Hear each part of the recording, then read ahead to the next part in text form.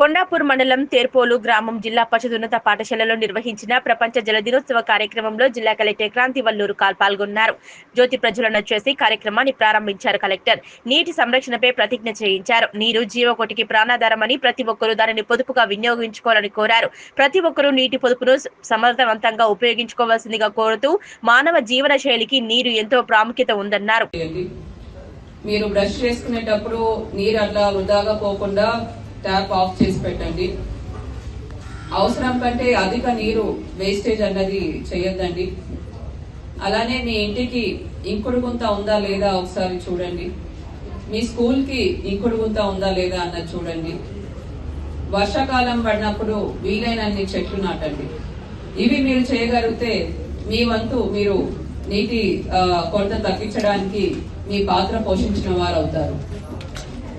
అలానే ఈ నీటి కొరత గురించి మీ గ్రామంలో మీ ఇంటి పెద్దలకి గ్రామ పెద్దలకి మీరు తెలియజేయగలరు.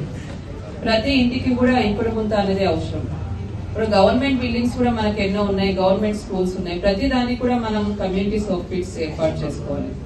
ఈ ఇంకుడు గుంతలు ఎందుకు ముఖ్యమంటే ఈ నీరు వృధాగా డ్రైన్ లో కలిసి మళ్ళీ చివరికి ఏదో వాగులో కలిసి చివరికి నదిలో కలిసి మళ్ళీ చివరికి సముద్రంలో కలిసే ముందే మనం ఇంకుడు గుంత ఏర్పాటు చేసుకుంటే ఈ వర్షపు నీరంతా కూడా భూమిలోకి ఇంకిపోయి మన భూగర్భ జలాలు పెంచడానికి ఉపయోగపడుతుంది.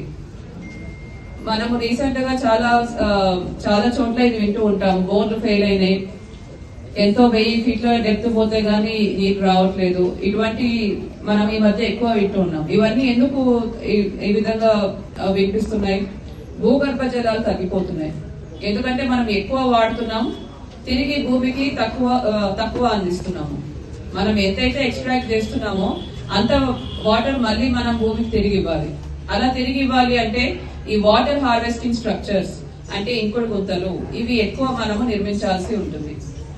సో మా కలెక్టరేట్ లో కూడా కలెక్టరేట్ బిల్డింగ్ కి గ్రౌండ్ వాటర్ డిపార్ట్మెంట్ ద్వారా మనం ఇప్పుడు వాటర్ హార్వెస్టింగ్ స్ట్రక్చర్ ఒకటి చేయించబోతున్నాము. అలానే అన్ని గవర్నమెంట్ డిఆర్డిఓ డిపార్ట్మెంట్ తరఫున ఇంకా కొన్ని ఎఫర్ట్స్ పెట్టి ఆల్ గవర్నమెంట్ బిల్డింగ్స్ లో community soak pits government schools లో ఏర్పాటు చేసుకుంటూ వీలైనన్ని, అలానే గ్రామంలో డిపిఓ తరఫున గ్రామంలో వీలైనన్ని సోప్ పిట్స్ ప్రతి ఇంటికి కూడా ఏర్పాటు చేసుకునే విధంగా మనం ప్లాన్ చేసుకోవాలి.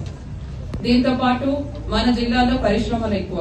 సో ఈ పరిశ్రమలు ఎక్స్ట్రాక్షన్ ఏవైతే గ్రౌండ్ వాటర్ చేస్తున్నారో అవి లీగల్ గానే చేయాలి, విత్ పర్మిషన్ తీసుకోవాలి, దానికి సంబంధించిన సెస్ కట్టాలి. ఎక్స్ట్రాక్షన్ అన్నది చేయకూడదు.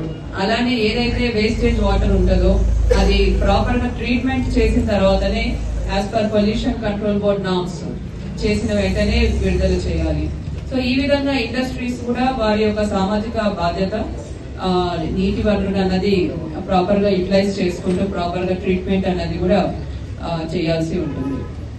సో అందరూ కలిసికట్టుగా పనిచేసి తప్పకుండా మనము ఈ నీటి వనరం అన్నది మనము సంరక్షించిన వారం అవుతాము. ప్రతి ఒక్కరికి కూడా దీంట్లో బాధ్యత ఉంటది.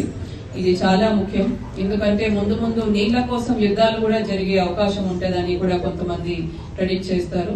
కాబట్టి మన ముందు తరాలకు మనం ఈ చిన్న పనులు చేయడం వల్ల వారికి ఎంతో పెద్ద సహాయం చేసిన వారం అవుతాం. కాబట్టి అందరూ కూడా బాధ్యతగా నీటి వనరులు అన్నది వాడాలని కూడా తెలియజేస్తూ సెలవు తీసుకుంటున్నారు.